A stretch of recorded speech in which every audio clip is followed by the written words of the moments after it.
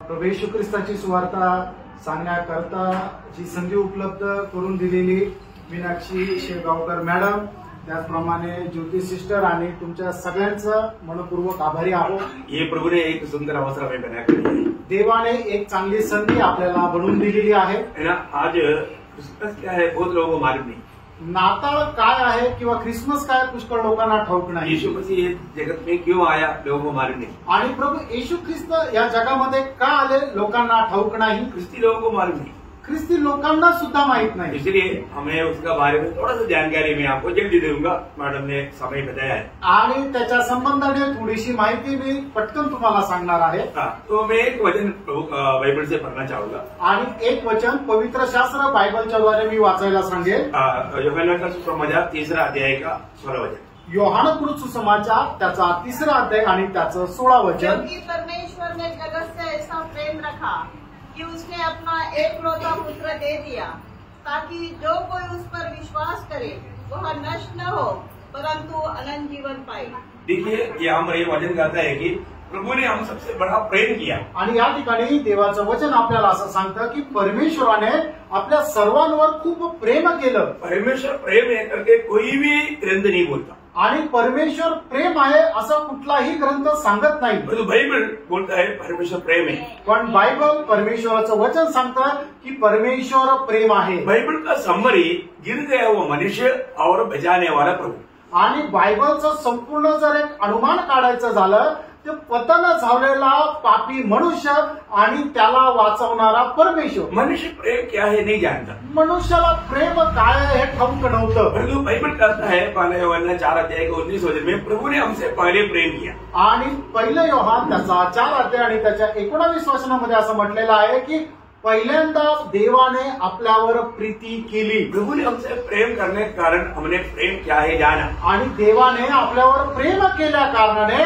प्रेम काय आहे हे आपल्याला समजलं। जो परमेश्वर का वचन में परमेश्वर के बारे में लिखा है कि परमेश्वर प्रेम है। आणि देवाच्या वचनामध्ये पवित्र शास्त्र बायबल मध्ये लिहिलेलं आहे की परमेश्वर प्रेम आहे। आज दुनिया इस प्रेम दुनिया का जो भी प्रेम है मतलब का प्रेम है। आणि जगाचं जे काही प्रेम आहे ते स्वार्थी प्रेम आहे। परंतु प्रभु ने हमें मतलब से प्रेम नहीं किया। आणि देवाने आपल्यावर जे प्रेम केलं ते मतलबी प्रेम नाही। ये प्रेम का विशेषता क्या है आणि या प्रेमाचं वैशिष्ट्य काय आहे। हमने जो पढ़ा हुआ वचन कहता है कि प्रभु ने जगत से इतना बड़ा प्रेम किया। आणि आता आपण वाचलेलं जे वचन आहे त्याच्यामध्ये असं लिहिलेलं आहे की देवाने जगावर एवढी मोठी प्रीती केली। कोणी?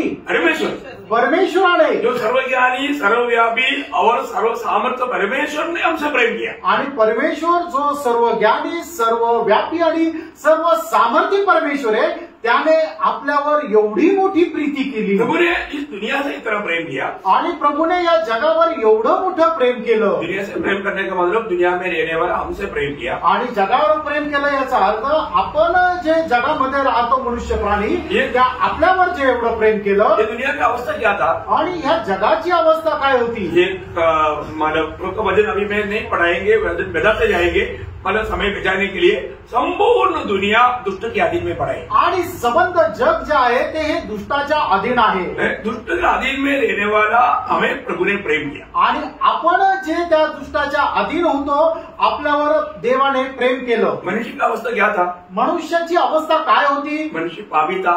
मनुष्य पापी होता। पापी होने के कारण वो परमेश्वर का दुश्मन था। आणि तो पापी असल्या कारणाने देवाचा शत्रू होता। ऐसे समय में इतना ही पाप के कारण हम लोग मुर्दे अवस्थे में थे। आणि पाप केल्या कारणाने आपण एक मेलेल्या अवस्थेमध्ये होतो। उस समय में प्रभु ने हमसे प्रेम किया। आणि तशा अवस्थेमध्ये देवाने आपल्यावर प्रेम केलं। बोलो कोई दुश्मन से कोई प्रेम करता है? आणि तुम्ही विचार करा कोणी आपल्या शत्रूवर प्रेम करतो का? ऐसा कोई कर सकता है क्या? असं कोणी करू शकता का? दुनिया का कोई मनुष्य नहीं कर सकता। जगामधला कुठलाही मनुष्य आपल्या वैरावर प्रेम नाही करू शकत। परंतु सारे मनुष्य परमेश्वर का वैरी होने की दिशा में प्रभु ने हमसे प्रेम किया। आणि संबंध मनुष्य परमेश्वराचे शत्रू असताना परमेश्वराने आपल्यावर प्रेम केलं। और क्यों प्रेम किया? आणि का प्रेम केलं? हम नाश नहीं होना। आपला नाश होऊ नये. अगर प्रभु ने हमसे प्रेम नहीं किया होगा तो हम लोग सब पाव में जीकर पाव में मरकर नरक में जाएगा. आणि प्रभूने जर आपल्यावर प्रेम केलं नसतं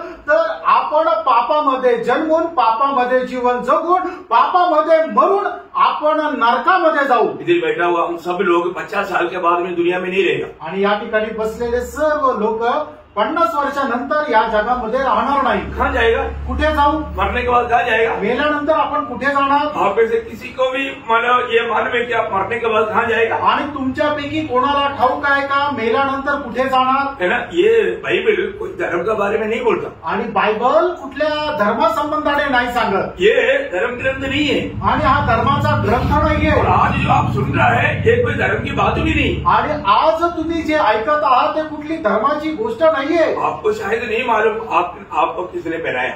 आणि कदाचित तुम्हाला ठाऊक नाही तुम्हाला कोणी बनवलं. सच्चा परमेश्वर कौन है? खरा परमेश्वर कोण आहे? आप जरूर कोई ना कोई विधि में भक्ति करता है ना. आणि तुम्ही कुठल्या ना कुठल्या पद्धतीने देवाची भक्ती करता ना. पर वो परमेश्वर है क्या? आणि तो परमेश्वर आहे का? आप लोगों कभी सोचा? तुम्ही कधी याचा विचार केला का? है ना. हम भी ऐसे ना सोचने वाले एक समय था.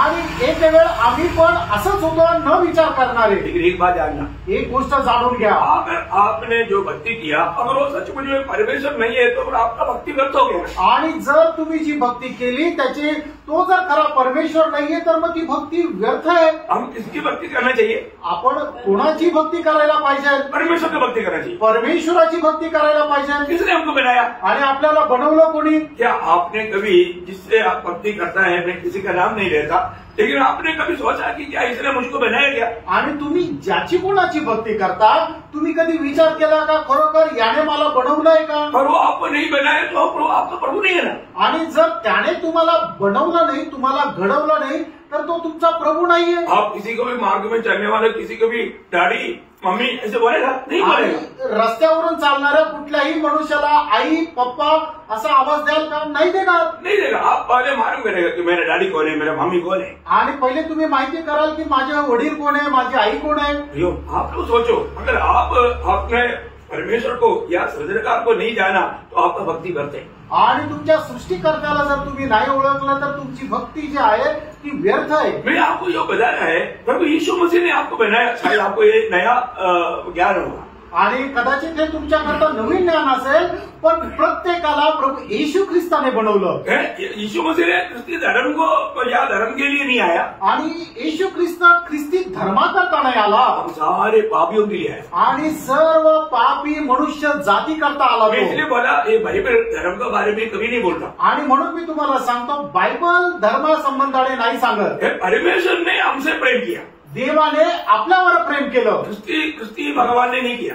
आणि कुठल्या ख्रिस्ताच्या भगवानने नाही केलं. ये सारा सृष्टि का सृजनकार परमेश्वर ने हम सबसे प्रेम किया. आणि संबंध सृष्टीचा सृष्टिकर्ता देवाने आपल्यावर प्रेम केलं. आपको ये बात आपका पहली बार आपको ये बात सुनने के लिए मौका मिल रहा होगा. आणि पहिल्यांदा तुम्हाला हे ऐकण्याची संधी भेटत असेल. आज इंसान क्या करता? आज मनुष्य काय करतो? अपने मनुष्य हाथ से बनाया हुआ कोई ना कोई मूर्ति के सामने दंडवत करता है, बोलता है कि भगवान ये देवी तुम बचाओ. वो कैसे बचाएगा? वो तो इंसान ने बनाया. आणि मनुष्याने आपल्या हातकलेने बनवलेल्या एका मूर्तीला ते प्रार्थना करतात, हात जोडतात आणि म्हणतात की हे भगवान तू आम्हाला वाचव. ते कसे काय वाचवणार? ते तर तुम्हीच बनवलेले. हम लोग प्रभु को बना सकता है क्या? आपण देवाला बनवू शकतो का? नहीं है ना. नाही. प्रभु ने हमको बनाया. देवाने आपल्याला बनवलं. और मनुष्य की हाथ कला को अपन बोलता है कि तू मेरा भगवान है, तू मुझे बचाओ. अभी वो तो उसमें जीव नहीं है, वो चल भी नहीं सकता, नहीं तो आपको थप्पड़ मारता. आणि देवाने आपल्याला बनवलेलं आहे. आपण परमेश्वराला नाही बनवू शकत. हे तर फक्त आपण आपल्या हातकलेने बनवलेलं आहे. त्याला जीभ नाहीये, तो बोलू शकत नाही. त्याला पाय आहे, तो चालू शकत नाही. त्याला हात आहे पण तो हाताने कुठलं काम करू शकत नाही. देखो ऐसा निर्जीव वस्तु को अपन ऐसा मानना पड़ेगा तो एक तो बेचपना का खेल हो गया. आणि अशा एका निर्जीव वस्तूला देव मानणं म्हणजे एक लहानपणाचा पोरखेळ झाला. उन्हें हमें बुद्धि दिया है. देवाने आपल्याला बुद्धी दिली आहे. थोड़ा सा हमें अक्ल इस्तेमाल करना चाहिए. आणि थोडस आपण त्या बुद्धीचा उपयोग करायला पाहिजे. जो ये दुनिया का ईश्वर कराने वाला शैतान ने मतलब लोगों का बुद्धि को अंधा कर दिया. आणि या जगाचा ईश्वर म्हटला जाणारा सैतानाने मनुष्याची बुद्धी जी आहे आंधळी केली। तो प्रभु ने, पिता परमेश्वर ने हमारे लिए, हम नाश न होने के लिए क्या किया? अपना एकलौता पुत्र दिया। आणि आपला नाश न होण्याकरता पिता परमेश्वराने आपल्या एकूण त्या एक पुत्राला मनुष्य बनून या पृथ्वीवर पाठवलं। आपको मालूम है, प्रेम करने के लिए खर्च करना पड़ता। आणि प्रेम करण्याकरता खर्च करावा लागतो। पिता ने क्या खर्च किया? आणि पित्याने काय खर्च केलं? अपना एकलौता पुत्र को दिया। आणि आपला एकूण त्या एक पुत्राला दिलं। देखो, हम लोग कोई भी नाश होना प्रभु की इच्छा नहीं था। आणि आपल्यापैकी कोणाचा नाश व्हावा ही देवाची इच्छा नाही। हर एक इंसान पापी है, प्रत्येक मनुष्य पापी आहे। और पाप का मजदूरी मृत्यू, आनंद का नरक है। आणि पापाचं वेतन मरण हे सार्वकालिक नरक आहे। हमें उद्धार पाना जरूरी बात है। तारण प्राप्त करणं गरजेचं आहे। हमारा कौन उद्धार करेगा? आपलं तारण कोण करेल? हमें कैसे मुक्ति मिलेगा? आणि आपल्याला मुक्ती कशी मिळेल? कौन हमारा पाप क्षमा दे सकता है? आपल्या पापांची क्षमा कोण देऊ शकतो? ये जानना जरूरी बात है। हे जाणणं गरजेचं आहे। आपको मालूम, यीशु नाम का अर्थ है हमें पाप से मुक्त करने वाला। आणि येशू या नावाचा अर्थ आहे आपल्याला पापांपासून मुक्ती देणारा। कोई भी इंसान अपने छुटकारा स्वयं नहीं पा सकता। आणि कुठलाही मनुष्य तारण किंवा उद्धार स्वतःहून प्राप्त करू शकत नाही। इसलिए परमेश्वर ने हमारा मुक्ति के लिए दाम चुकाया। आणि त्याच्या करता परमेश्वराने आपल्या मुक्ती करता त्याने मोल दिलं। एक बात मैं आपको बताना चाहता हूँ, एक गोष्ट सांगू इच्छितो। हमें प्रभु धनिक बनाने के लिए वो स्वयं कंगाल बना। आपल्याला श्रीमंत बनवण्याकरता परमेश्वर स्वतः गरीब झाला। हमें धर्मी बनाने के लिए पिता परमेश्वर ने अपना पुत्र को पाप ठहराया। आणि आपल्याला नीतिमान बनवण्याकरता पिता परमेश्वराने त्याचा पुत्राला पाप असं ठरवलं। इसका मतलब हम जो सहना चाहिए वो मृत्यू प्रभु यीशु ने सह लिया। आणि जे मरण आपण सहन करायला पाहिजे ते मरण प्रभु येशू ख्रिस्ताने आपल्यासाठी सहन केलं। पाप का मजदूरी क्या है? पापाचं वेतन काय आहे? मृत्यू। मृत्यू। वो मृत्यू प्रभु यीशु ने हमारे लिए उठाया। आणि ते मरण प्रभु येशू ख्रिस्ताने आपल्याकरता सहन केलं। आपको मालूम है, ये दुनिया में एकमात्र व्यक्ति है मरने के बाद जी उठा। आपको मालूम है ऐसा एक व्यक्ति का नाम? आणि या जगामध्ये एकमात्र असा व्यक्ती आहे की जो मेलेल्यातून पुन्हा जिवंत झाला। त्याचं नाव तुम्हाला ठाऊक आहे का? मालूम किसी को? तुमच्यापैकी कोणाला माहिती आहे का की एक मनुष्य मेला आणि त्याच्यानंतर पुन्हा जिवंत झाला? देखो, हमारा राष्ट्रपिता महात्मा गांधी भी मर गया, इसके बाद जी नहीं उठा। आणि राष्ट्रपिता महात्मा गांधी हे सुद्धा मेले पण ते परत जिवंत नाही झाले। स्वामी विवेकानंद मरने के बाद जी नहीं उठा। आणि स्वामी विवेकानंद हे सुद्धा मेले पण पुन्हा जिवंत नाही झाले। हमें ये बात को जानना, आणि या गोष्टीला आपण जाणायचं आहे। एक जिंदा व्यक्ति ही हमें जीवित आशा दे सकता है। आणि जिवंत आशा आपल्याला कोण देऊ शकतो? जो जिवंत आहे तोच देऊ शकतो। और मृत्यू के ऊपर जिसका अधिकार है वही हमें मृत्यू से बचा सकता है। आणि ज्याला मरणावर अधिकार आहे तोच आपल्याला वाचू शकतो। ये दुनिया में ऐसे एकमात्र व्यक्ति है। आणि या जगामध्ये एकमात्र व्यक्ती आहे, उसका नाम है प्रभु यीशु मसीह। आणि त्याचं नाव आहे प्रभु येशू ख्रिस्त। आपको मालूम है, यीशु मसीह ये दुनिया में आया तो चरित्र दो भाग बन गया। आणि ज्या वेळेला प्रभु येशू ख्रिस्ताचा जन्म या पृथ्वीवर झाला त्यावेळेला इतिहास जो आहे तो दोन भागामध्ये दुभागला गेला। इसी प्रकार जब हम प्रभु यीशु पर विश्वास करेगा हमारी जिंदगी दो भाग बन जाएगी। आणि त्याचप्रमाणे ज्या वेळेला आपण प्रभु येशू ख्रिस्तावर विश्वास ठेवू त्यावेळेला आपलं जीवन दोन भागामध्ये बदलेल। प्रभु ने हमारा पाप का सारा कष्ट सूली पर उड़ाया। आणि आपल्या पापाचं वेतन सगळं प्रभु येशू ख्रिस्ताने ते वधस्तंभावर घेतलं। और हमारे पाप की खातिर वो मर गया। आणि आपल्या पापासाठी तो मेला। हमको बचाने वाला मृत्यू का सजा लेना चाहिए था। आणि आपल्याला वाचवण्याकरता मरणाची शिक्षा होणं गरजेचं आहे। यीशु मसीह ने हमारे लिए मृत्यू सहा। आणि ते मरण प्रभु येशू ख्रिस्ताने आपल्याकरता केलं। और जीवित आशा देने के लिए यीशु मसीह मरने से पहले बोला, मैं मरने के बाद तीसरा दिन जी उठूंगा। आणि आपल्याला जिवंत आशा देण्याकरता प्रभु येशू ख्रिस्ताने अगोदर म्हटलं की मी मेल्यानंतर तिसऱ्या दिवशी पुन्हा जिवंत होईल। वैसा यीशु मसीह मरने के बाद तीसरा दिन जी उठा। आणि सांगितल्याप्रमाणे प्रभु येशू ख्रिस्त मेलेल्यातून पुन्हा जिवंत झाला। उसका कब्र अभी भी खुला पड़ा है। आणि त्याची कबर अजूनही उघडी आहे। अभी ये सब प्रभु ने क्यों किया?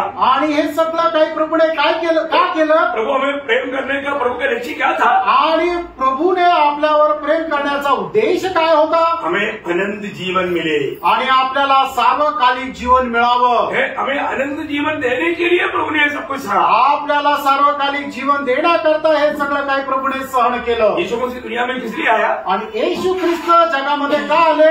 यूहन्ना का सुसमाचार 10 अध्याय का 10-11 वचन में कहता है, आणि योहान त्याचा 10 अध्याय त्याच्या 10 आणि 11 वचनामध्ये असं म्हटलंय, मैं उन्हें जीवन देने के लिए और बहुकाल का जीवन देने के लिए आया. आणि त्यांना जीवन देण्याकरता आणि ते विपुल जीवन देण्याकरता मी आलो. और मैं अच्छा चरवाहा हूँ. आणि मी उत्तम मेंढपाळ आहे. अच्छा चरवाहा भेड़ों के लिए अपना जान देता है. उत्तम मेंढपाळ आपल्या मेंढरांकरता आपला प्राण देतो. ये दुनिया में हमारे लिए जान दिया हुआ, हमें प्रेम करने वाला एकमात्र प्रभु वो है, उसका नाम है प्रभु यीशु मसीह. आणि या जगामध्ये आपल्या करता प्राण दिलेला एकमात्र प्रभू, त्याचं नाव आहे प्रभू येशू ख्रिस्त. वो हमें अनंत जीवन देता. आणि तो आपल्याला सार्वकालिक जीवन देतो. अनंत जीवन किसके पास है?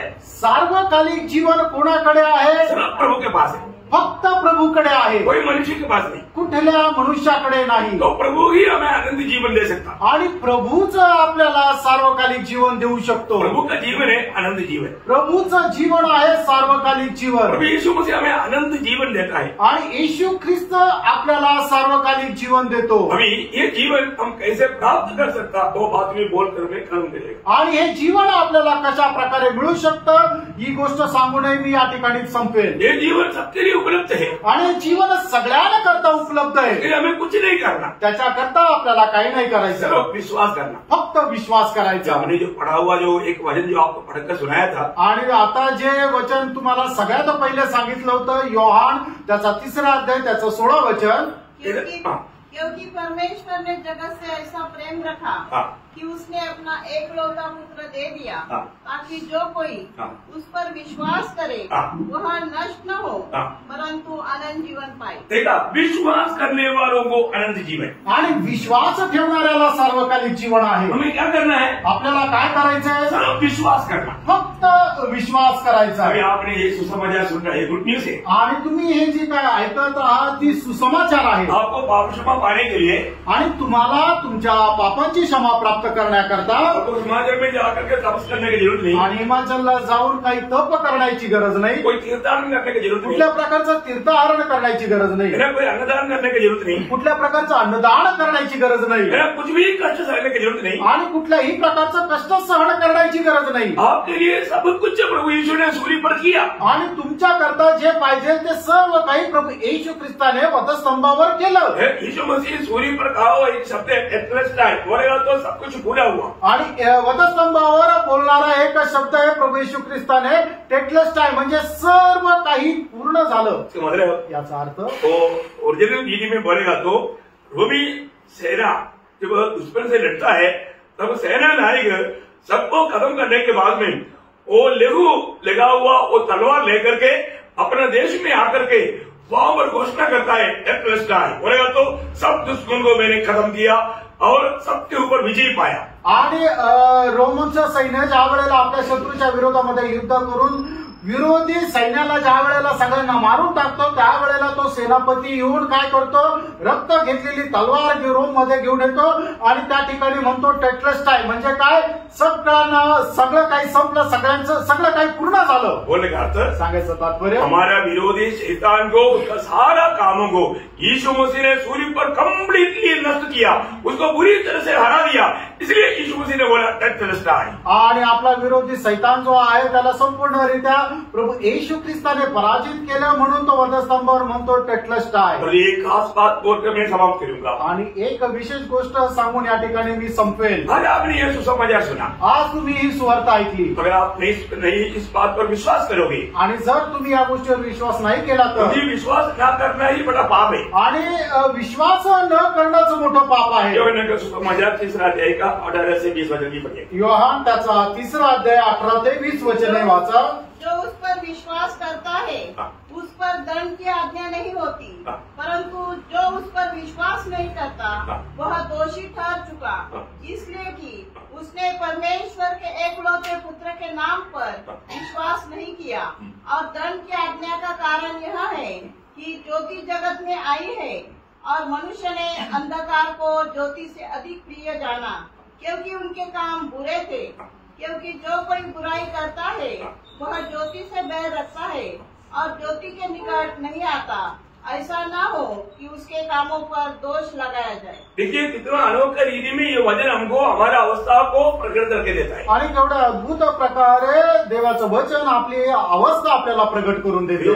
दंड या दंड का मतलब नरक का सजा लोग क्यों पा रहा है, आणि नरकाची शिक्षा लोक का मिळवत आहे? उनको उदार प्रभु दे रहा है परंतु वो स्वीकारने के लिए लोग तैयार नहीं। आणि तारण जे आहे ते त्यांना देत आहे पण लोक स्वीकारायला तयार नाही। अपना पाप कबूल करके उदार करता प्रभु यीशु को अपना दिल देने के लिए तैयार नहीं। आणि आपण आपले पाप मान्य करून आपलं हृदय आपलं जीवन प्रभु येशू ख्रिस्ताला द्यायला लोक तयार होत नाही। मुझको और आपको प्रेम करने वाला दुनिया में एकमात्र व्यक्ति वो है प्रभु यीशु मसीह। तुम्हाला आणि मला प्रेम करणारा एकमात्र व्यक्ती तो प्रभु येशू ख्रिस्त आहे। उन्हें हमारी खातिर हमें बचाने के लिए पाप की सजा उड़ाकर कलवरी सूली में को बलिदान हुआ आणि आपल्याला वाचवण्याकरता प्रभु येशू ख्रिस्त कलवरी वधस्तंभावर बलिदान झाले। उसके पवित्र लहू हमारे लिए बहाया, त्याचं पवित्र रक्त आपल्याकरता सांडवण्यात आलं। क्योंकि बिना लहू बहा करके मुक्ति नहीं, कारण रक्त सांडवल्याखेरीज तारण नाही। इसलिए मुक्तिदाता ने अपना पवित्र लहू हमारे लिए बहाया आणि म्हणून मुक्तिदात्याने त्याचं पवित्र रक्त आपल्याकरता सांडवलं। आज जो कोई पापी प्रभु यीशु मसीह मुझे पापी के लिए अपना पवित्र लहू बहाया, ये विश्वास के साथ जो अंगीकार करेगा उसी क्षण उसको पाप क्षमा मिलेगा। आणि जो कोणी पापी व्यक्ती या गोष्टीचा स्वीकार करतो की मी एक पापी आहे आणि मज पाप्याला वाचवण्याकरता प्रभु येशू ख्रिस्ताने त्याचं पवित्र रक्त त्या वधस्तंभावर सांडवलं असा स्वीकार करतो, त्याच वेळेला त्याच्या पापांची त्याला क्षमा मिळते, त्याचं तारण होतं। हम लोग जितने लोग इधर आया है हम लोग प्रभु से उद्धार पाया हुए लोग हैं। आणि या ठिकाणी आम्ही जे आलेलो आहे आम्ही सगळे लोक प्रभू पासून तारण प्राप्त केलेलं आहोत। 2 शब्द में मेरा छोटा गवाही मैं आपको देता हूँ। 2 शब्दामध्ये माझी छोटी साक्ष मी तुम्हाला देतो। मैं एक रोमन कैथोलिक कुटुंब से प्रभु में आया आणि एक रोमन कॅथलिक कुटुंबातून मी प्रभू मध्ये आलो और मैं आर्मी में था। मी आर्मी मध्ये होतो। जब 1984 में जब सिक्किम की राजधानी गंडोक में मैं सर्विस कर रहा था आणि 1984 साली सिक्कीमची राजधानी गंडोक या ठिकाणी मी सर्व्हिस करत होतो। मैं एकदम पाप में बुरी रास्ते पर थी, आणि मी पापामध्ये होतो आणि एकदम वाईट मार्गामध्ये होतो। मेरे दिल में शांति नहीं था, माझ्या जीवनामध्ये शांती मेरे नव्हती, दिल में कोई आशा नहीं था। माझ्या जीवनामध्ये काही आशा नव्हती। तब मैंने प्रभु यीशु मसीह का यीशु समाचार सुना आणि त्यावेळेला प्रभू येशू ख्रिस्ताची ही साक्ष मी ऐकली। तो मैंने जाना त्यावेळेला मी जाणलं मैं पापी है मी एक पापी आहे और मुझे पापी के लिए प्रभु यीशु मसीह ने मेरा पाप का सजा उड़ाया। आणि माझ्या पापांची शिक्षा म्हणून प्रभू येशू ख्रिस्त वधस्तंभावर मेला। ऐसा मैंने कभी सुना ही नहीं था। असं मी कधी ऐकलं नव्हतं। मैंने प्रभु यीशु को मेरा दिल दिया। मी माझं हृदय प्रभू येशू ख्रिस्ताला जब से दिलं। प्यारा यीशु आया मेरा जीवन बदल गया। जेव्हापासून प्रिय प्रभू माझ्या जीवनामध्ये आला तेव्हापासून माझं जीवन बदललं। आपका भी जीवन में ये सच्चा सुसमाचार, ये सत्य वचन है।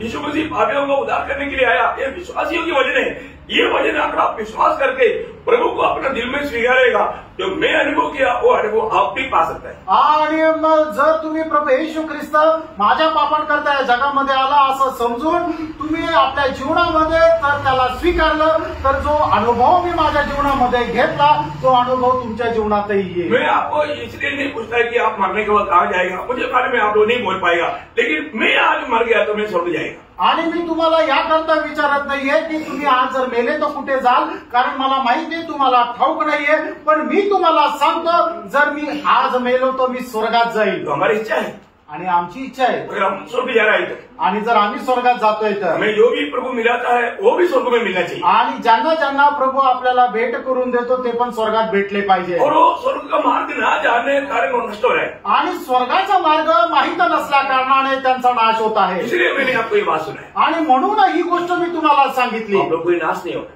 तुमच्यापैकी कोणाचा नाश होऊ प्रभु यीशु नये। पर विश्वास करने से आपका आनंद जीवन है। प्रभू येशू ख्रिस्तावर विश्वास ठेवल्याद्वारे सार्वकालिक जीवन आहे। चुनौती आपका है, निवड तुमची आहे, कोई जवाब नहीं। काही बळजबरी नाहीये। तो विश्वास करके अनंत जीवन पा करके स्वर्ग में मिलने के लिए प्रभु सबको सहायता करे। आणि विश्वास करून सार्वकालिक जीवन प्राप्त करण्याकरता प्रभू सगळ्यांना आशीर्वादित करो। प्रभु को महिमा मिले। प्रभूला गौरव मिळो। आमीन।